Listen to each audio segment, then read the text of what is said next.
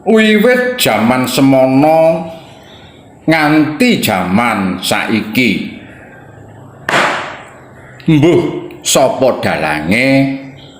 Kuwi dalang sing durung payu nganti kang wis payu.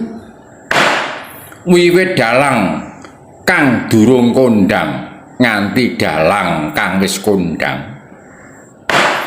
Sing jeneng Semar watak lan wujude ya kaya ngene iki. Mula kasebut Semar ora kasamaran sawiji-wiji mobah musi ing kahanan. Bogo sampir ora kedanan derajat pangkat bondo lan donya. Manungsa umur dewa-dewa kang memba manungsa. Janggan asmara santa gandrung ing reh kasabaran, kerukunan lan katentreman. Juru dyah santa prasanta pamomonging manungsa kang ajiwa luhur.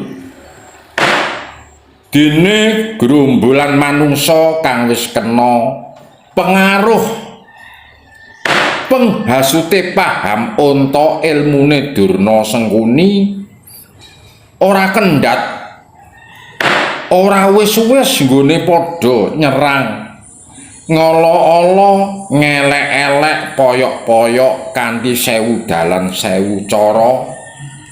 Semar iku ora apa-apa sebab manungsa kalamun wis mendem karo pengaruhe Durna Sengkuni kuwi bisa ngracuni jiwa ragane. Wuta paningale mati atine, tuli pangkrungune, cacat nalare, rusak budi pekertine. Watake kaku, ucape saru, ora bisa nonton kahanan bener lan luputing laku, ala lan becike tumindak. Ana kang celathu, Semar kok ngono? Semar kok ora bijaksana? Iki mesti Semar bayaran.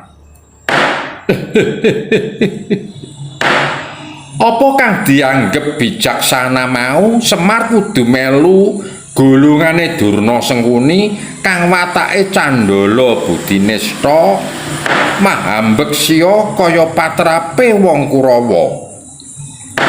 Senadyan Semar iki wong bogo sampir, loro saudon telu saurupan, bale longan. Ning uripe Semar duwe adeg-adeg, duwe pedoman, duwe jati diri, duwe harga diri. Yen ngucap tetep mawa waton, ora waton muni kaya jiwane Sengkuni ucape manut marang kang danani lan kang bayari. Kalamun krungu tutur pituturing Semar kuwi becik dinalar, digagas, dirasa, murih bisa ketemu.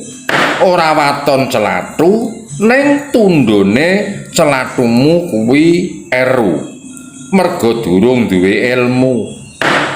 Kuwi kalamun sira padha nggugu, dene kalamun ora nggugu merga beda panemu kuwi dudu urusanku.